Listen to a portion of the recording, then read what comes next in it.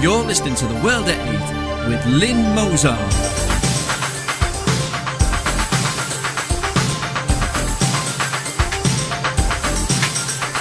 The World at 8, the number one in nationalist news. Highlights of the news today, Wednesday the 13th of March. UN admits BBC journalist baby killed by Hamas. Hey, you 47%ers and entitlement whores, there are high-paying jobs in Saudi Arabia. Foreign aid, where there is a will, there is a way. Dutch raise terror threat over Syria fighters. Prince Charles and Camilla visit camp for Syrian refugees. Belgium proposes limiting influence of Islamic political party. Reverend West, Queen to sign homosexual rights charter. Giant foot-long snails are taking over the world. Arabs outraged over Israel's loyalty oath. US training Syrian rebels in Jordan, Der Spiegel reports. Thought for the day, does the media print crap or is it the truth? And finally, merrily, merrily down the stream.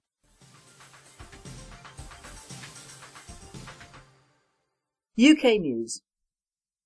UN admits BBC journalist baby killed by Hamas.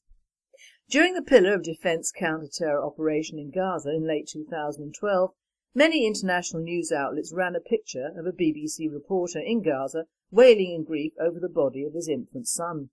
The child's death was blamed on Israel. Now, however, a UNHRC report has found that the child was apparently killed by Hamas. The Hamas rocket, which fell short, hit a building in Gaza and killed the baby and at least one other person. Only the Independent and BBC are reporting, and the good old Beeb softens the blow by saying the UN disputes, while the Independent reports errant Hamas rocket probably killed baby. World Date says, if I remember correctly, the picture of the father and child were all on the news reports, online, TV and newspapers. The full story is found on the Israel National News. Although quick to condemn Israel, our national media are less than honest when it comes to the truth. Hey, you 47%ers and entitlement whores, they're high-paying jobs in Saudi Arabia. This bare-naked Islam headline on the Mail Online Saudi Arabia may stop public beheadings due to a shortage of swordsmen really grabbed our attention. Help wanted, Saudi Arabia may have to end public beheadings due to a shortage of beheaders. Saudi Arabia is considering dropping public beheadings as a method of execution because of a shortage of government swordsmen in the oil-rich kingdom. A joint Saudi committee composed of representatives of the Ministries of Interior, Justice and Health has instead proposed firing squads for capital sentences. The committee argued that the measure, if adopted, would not violate Islamic law, allowing heads or emirs of the country's 13 local administrative regions to begin using the new method when needed. The ultra-conservative Gulf Kingdom beheaded 76 people in 2012, according to an AFP tally based on official figures. The UN's main human rights body has repeatedly expressed deep dismay at the Saudi punishment of beheading. Riyadh, however, rejected the statements as external interference in its domestic affairs. The spokesman said Saudi Arabia respects all rules and laws and protects the rights of its people, and completely rejects any intervention in its affairs and judicial verdicts, whatever the excuse. Unlike Al-Qaeda and the Taliban, the Saudis are real pros at beheading. Just one swift swipe at the neck, none of that agonizingly slow sawing off of the head with a dull knife as favoured by most Muslim terrorists. Foreign aid, where there is a will, there is a way. Just a few days ago, the government announced they were changing the way in which foreign aid was handed out. They said all foreign aid would be channeled through UK companies investing abroad. The Mail Online screamed, at last, Tories see sense on aid. Cash will go to UK firms investing abroad, not corrupt regimes. Now, The Guardian reports, UK to channel £9 million in aid through Rwanda government programme. Cash transfers provided under reprogrammed UK aid package will be disbursed using Rwanda's social protection scheme.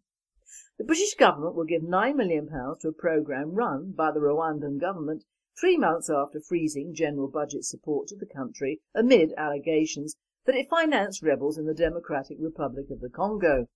The bulk of the £16 million package of reprogrammed funding to the country, announced on the 1st of March by Justice Greening, the International Development Secretary, will be disbursed through the Vision 2020 Umurengi programme, a social protection initiative owned and led by the Rwandan government.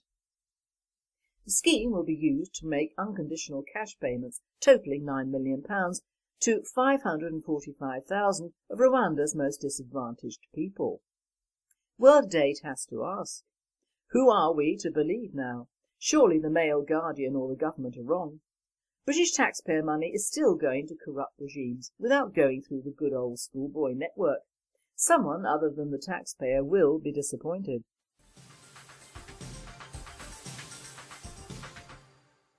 European news. Dutch raise terror threat over Syria fighters. Sky News is reporting that Dutch citizens who go abroad to fight for Islamist militant groups are returning radicalised and traumatised. The Dutch government has raised its terror threat level over fears Dutch citizens are fighting in Syria and returning radicalised. They fear citizens who have been fighting in the war-torn Middle Eastern country will be traumatised and may be more likely to commit domestic terror acts. The Netherlands National Coordination for Security and Counter-Terrorism said in a statement, "The chance of an attack in the Netherlands or against Dutch interests abroad has risen. From Europe as a whole, hundreds have made the journey, many of whom are joining local armed groups.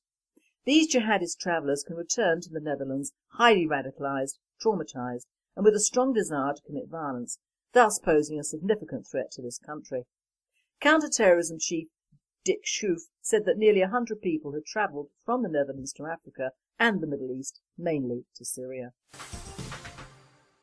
Prince Charles and Camilla visit camp for Syrian refugees. Stanislava Gay-Datsieva of the New Europe writes, the Prince of Wales and the Duchess of Cornwall have arrived late last night in Jordan, where they will see for themselves the scale of the Syrian refugee crisis. Prince Charles and Camilla visited on Wednesday a camp for Syrian refugees in the northern part of the country as part of a trip to the Middle East. The tour is expected to take place between 3 and 8 days. The royal couple visited the United Nations-run King Abdullah Park refugee camp near the border with Syria that hosts about 1,000 Syrians. They were briefed by UN officials on the situation of the refugees, a Jordanian government official told AFP. British media report that the visit is important in terms of further raising the visibility of the refugee crisis. A World Date writer comments, "Oh, obviously not with a mind to helping President Assad in his fight for his country." Belgium proposes limiting influence of Islamic political party. The Digital Journal reports, the Belgian Parliament have received a proposal to limit the influence of extremist parties amid complaints that the attitudes of the Islam Party are not compatible with the European Convention on Human Rights.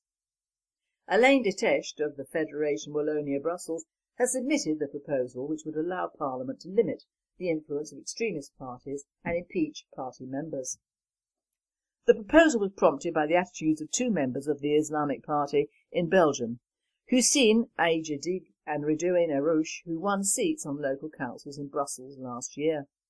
The World Date reporter says, after viewing the British government and the media castigation and demonisation of British nationalists over the past 20 years and more, I'm torn on this issue. An Islamist party such as this one is as much anathema to me as the British National Party has been to our left-wing lovies. But I personally must support their right to exist and the Belgian voters' right to decide whom they want to elect. After all, when the politicians seek to limit the right of one group of citizens, they will soon seek to limit the rights of others.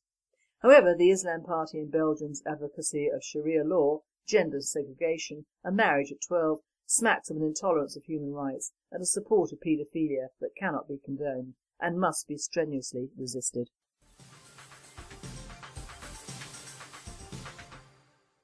I now hand you over to the Reverend West for his mid-month talk on HM the Queen. Her Majesty the Queen, the Supreme Governor of the Church of England, signs up to Commonwealth Charter on vile affections. The far left and Hampstead Heath agenda for total sex equality and vile affections, homosexuality, has finally bitten its poisoned fangs into the monarchy. Her Majesty the Queen is to sign a new British Commonwealth of Nations Charter on homosexual rights, together with the usual humbug and complete and utter tripe about equality.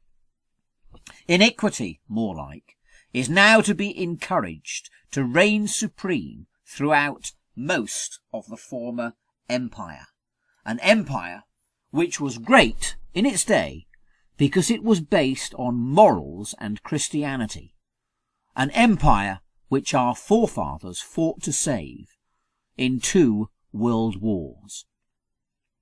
This is most surely a betrayal of those who gave so much. It is also a breach of the law and light of nature, the teaching of the Holy Bible and of most religions. It is against the wishes of all of her peoples outside the perverts and privileged precincts of the Westminster political and media village, a village that covered up the detestable practices of both Cyril Smith, MP, and Sir Jimmy Savile, MBE, for over 40 years. And it is also a breach of Her Majesty's coronation oath to uphold the Protestant Reformed religion as by law established. Are we absolved thereby from our allegiance to her, or to that of her government? It would seem so, at least morally, and possibly also legally, under the terms of the coronation oath itself and of the Bill of Rights claim of right of 1689. But I doubt very much whether any court or magistrate would uphold that at the current time and in the present circumstances. Within 60 years we have fallen from being at the heart of an empire our own. We have fallen to becoming a province in some sense and to some degree of a very unholy European Union. Our sovereign is now, in a sense and to a degree, a mere subject of a supranational power, the European Union, together with its Intergovernmental Council of Ministers and its supranational EU Commission and European Court of Justice. Moreover, the treaties establishing that process of ever further union bind the signatories to always give up power and to never give it back. How deceptive our politicians are in all of this process.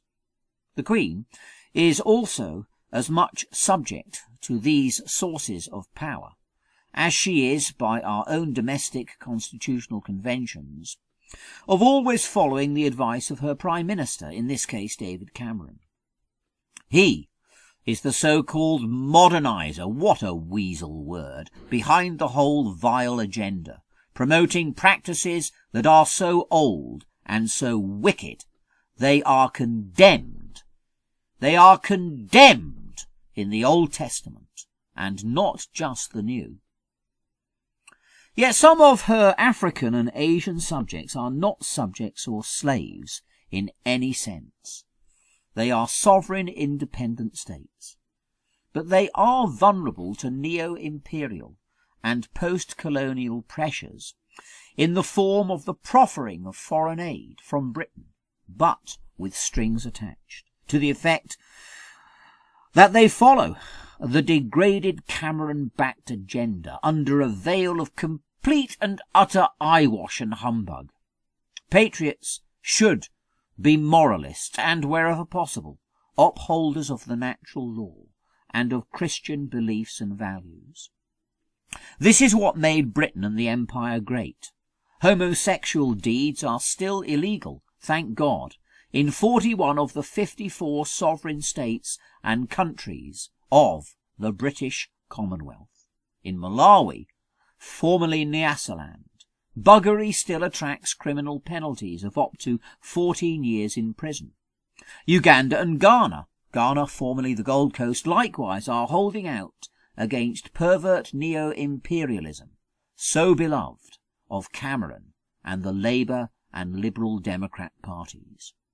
The Queen should be backing the Africans and Asians and what is right, as her father, King George VI, stood against evil in his day. Only in this way will she be a credit to herself and to the Church and State over which she is, respectively, the Supreme Governor and Head. Thank you very much, Reverend, for that insightful report.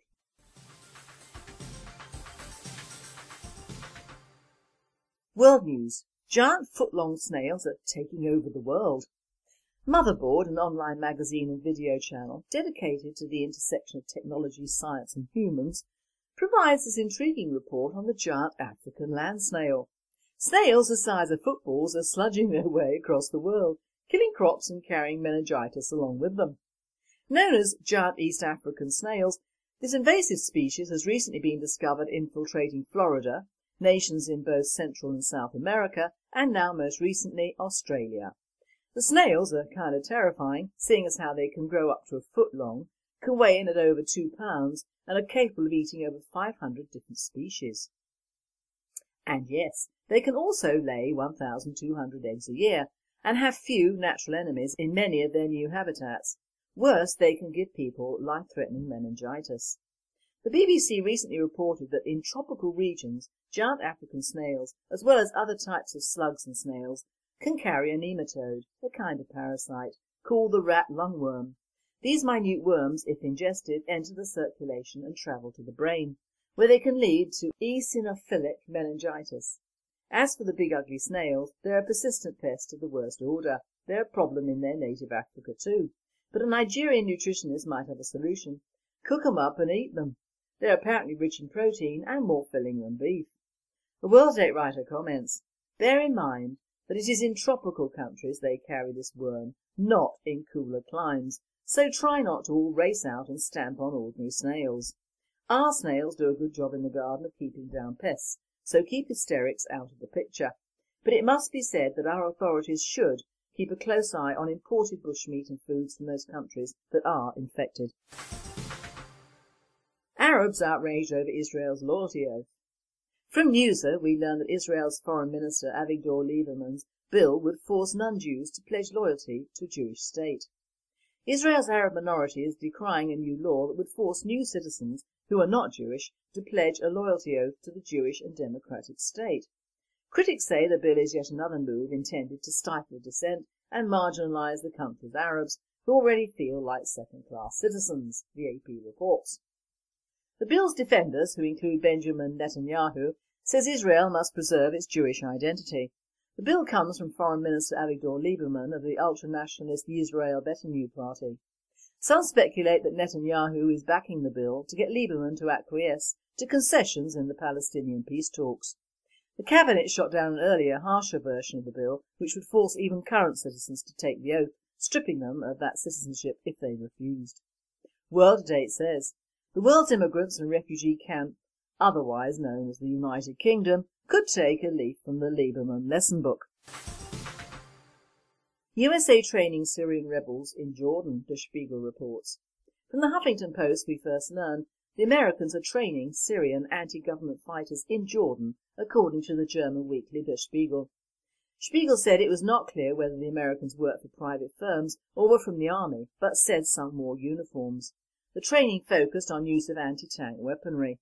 And Russia Today tells us last October the Pentagon confirmed that a small group of US Special Forces and military advisors had spent the summer in Jordan training the country's military to act in case Syria used its chemical weapons. Reportedly, select groups of Syrian rebels were trained too.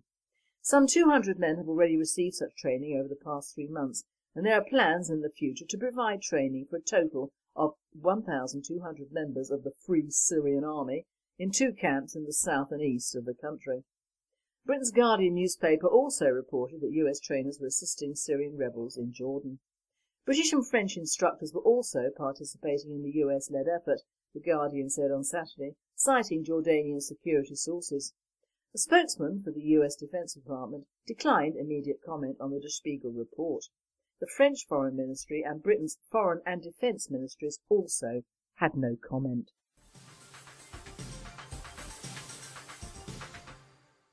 Thought for the day. Does the media print crap or the truth. Now we, living in a so-called democratic society, should not have to worry whether we as a nation get the right news, because that is all worked out for us days or weeks before something controversial is printed. It is all in the plan, my friends, it is all in the plan. Have you as nationalists ever wondered why the news is always biased? That is because history and the news are written by the winners and the establishment, and you will read what we deem important and nothing else, which is why we have the world-to-date nationalist news. We don't like our people hearing or reading misinformation or feckless sheeple's news, but they do have a choice to listen or turn off. That is why you will never see a double-page spread in a national newspaper on Charlene Downs and her terrible disappearance in totality, and not a two-page spread mixed with other forms of sexual slavery, rapes and Eastern European gangs. You see pages devoted to white women who have survived rape by white guys, but never a dedication to the first white disappearance and probable murder of an underage girl by the Muslim owners of a kebab shop, the premises of which were proved to be used for the sexual exploitation of female children. It'll be the 10th anniversary of this crime later this year, and, unlike the Stephen Lawrence murder, which will survive the end of days or life as we know it, Charlene has vanished into the ether. It's not kept alive by money or the authorities in the same way that the SL murder was and is. Vast amounts of money, memorials and awards have poured into the Lawrence family, massive amounts of texts have been printed, and every single year since his murder, medals and honours have been heaped on Mr. and Mrs. Lawrence, and for what? The fact their son, who might or might not have been the second coming, was either in the wrong place at the wrong time, or was indeed, as rumoured, well into the drug scene, which doesn't denigrate him or anyone else being killed, but should have had some bearing on the hoard of writings that everyone has had to endure for the last 20 years. A gift that never dies and keeps on giving. So despite the Charlene Downs case and some very few reported cases since, it is no surprise that the Oxford Nine, when first arrested and charged, actually made the Nationals in a small way, but now the trial has been in progress since early January at the Old Bailey and is only reported in the Oxford Mail in an ongoing web page under today's title, Day 34. Now, apart from the fact that this trial is costing the taxpayer thousands if not millions of pounds, there is the strange fact that the police were investigating Anjam Dogar, one of the accused, back in 2006 for the alleged abuse of Girl 2. I don't believe it was ever reported in the press. Another strange fact is that a Samir Tasib of Wilkins Road, Oxford, appeared at Oxford Crown Court on February 11, 2013 for a plea and directions hearing. The 22-year-old was charged in November 2012, but police only released the information this week. What happened to Tasib? He's not one of the men accused, so must be one of the 4 who were arrested, questioned and set free. There are currently 9 men on trial at the Old Bailey in London, accused of involvement in an alleged child sex ring in Oxford. Note, the child sex ring, not Muslim paedophile gang who should be charged immediately with underage sex with a minor just to start with. The details have been relayed in World Date earlier, but suffice to say most of these girls were between 11 and 15 years old. They were threatened, beaten, raped by both these men and friends, and with foreign objects. An abortion was performed on one girl and threats of death issued to their families. They were also turned into heroin junkies just for the hell of it. I cannot see why these men are not being deported with all their families immediately for them to stand trial in Pakistan or Bangladesh, thus saving us, the British taxpayer, a lot of money and time. These poor unfortunates will be deemed vulnerable, and it will be interesting to see if the British population give their families money, national sympathy and awards. I think we all know the answer to that one. These victims are the wrong colour, and they say that we in the British National Party are the racists. So here are the so-called defendants to be named and shamed, but of course the names are all very much alike. Kamar Jamil, 27, formerly of Aldwych Road, Oxford. Akhtar Dogar, 32, of Tawney Street, Oxford. His brother Anjam Dogar, 30, of Tawney Street, Oxford. Asad Hussain, 32, of Ashurst Way, Oxford. Mohammed Karar, 38, of Keynes Close, Oxford. his brother Bassam Karar, 33, of 100 Acres Close, Oxford, Mohammed Hussain, 24, Horsepath Road, Oxford, Sishan Ahmed, 27, of Palmer Road, Oxford, Bilal Ahmed, 26, of Suffolk Road, Maidenhead. This farce of a trial was held up yesterday because of legal arguments, and 4 other men arrested as part of Thames Valley's police Operation Bullfinch have recently been released without charge.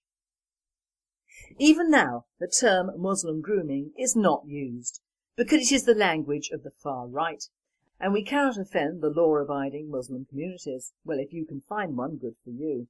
One thing to notice is that all these men are relatively young, and I'll have a bet that all are married and all have houses. How many of our white indigenous young men can boast a house, or maybe 2, in which to carry out nefarious activities? The media will never report the truth to the sheeples on that, or the grooming crimes, past, present or future.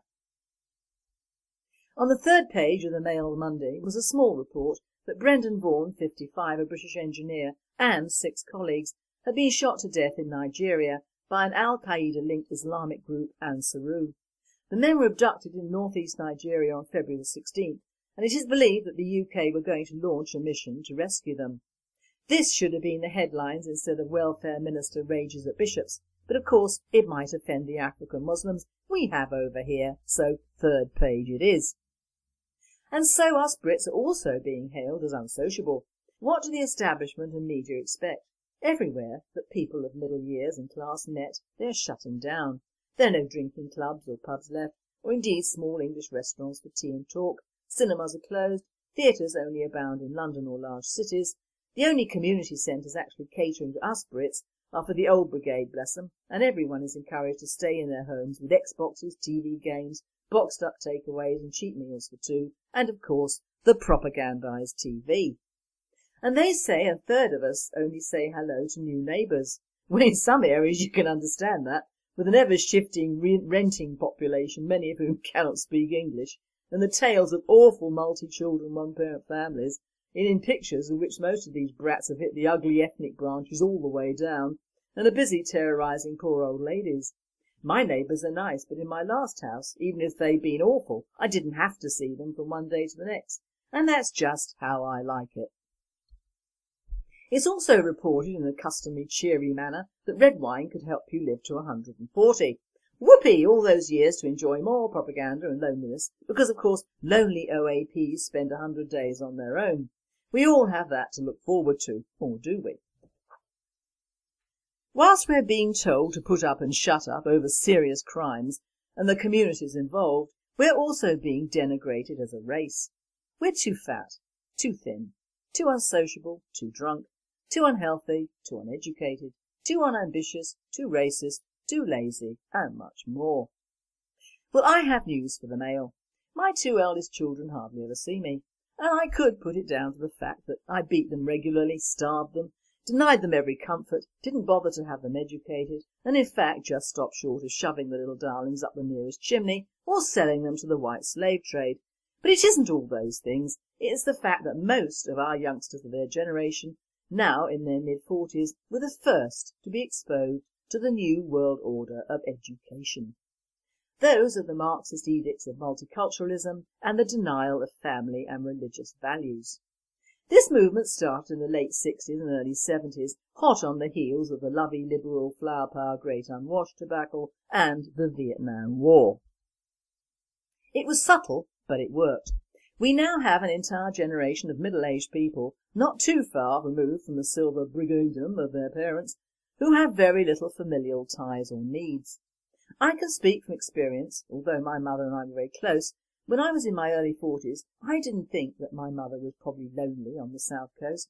I went to see her about twice a month from Berkshire, but I know now that the loneliest she was when she lived with us and we were out working most of the day. But when you're younger, you just don't think along those lines. I was brought up without a large family and have never had a great familial pull, but nowadays familial ties are not encouraged for up-and-coming generations. The elderly are fast becoming a dirty word, especially in the light of economic disasters. We are told that our elderly should be grateful to lose their homes to the very people who might, if they are of good mind and paid enough, wipe our backsides in the future. Our children differ from the people they appear to accommodate and admire in that our kids hold very little respect for their elders in general, and indeed are brought up, if at all, with no discipline or rules. One of the main reasons our society will not survive, as it has done for hundreds of years before, is that there are no rules at all, but the Satanist rule: do what thou wilt, it shall be the whole of the law, alias just do what you want to do. There is no room any more for family, friends, socialising or caring. Well, not in British homes. I lay the fault of this firmly at the doors of education and the media, the two greatest propaganda tools of all time, one for the youth and the other for the more mature. Just look around and use your eyes to see the difference in towns and cities nowadays. No one resents progress, but is that what we have, progress? I think not. And finally, happily merrily down the stream, from the Telegraph, a seal, nicknamed Keith, joined in a group of paddleboarders near Gloucester for about 10 minutes whilst they were navigating the River Severn. Keith, who's become somewhat of a celebrity since he swam upstream in January and was the subject of a Facebook campaign to save him after a plot by anglers to shoot him to protect fish stocks. Keith is actually a female and was filmed in the river by a paddler swimming alongside the board. Paddleboarder Tristine Bourne, 34, said it was a shock to see the grey seal staring back at me. It was really friendly and tame.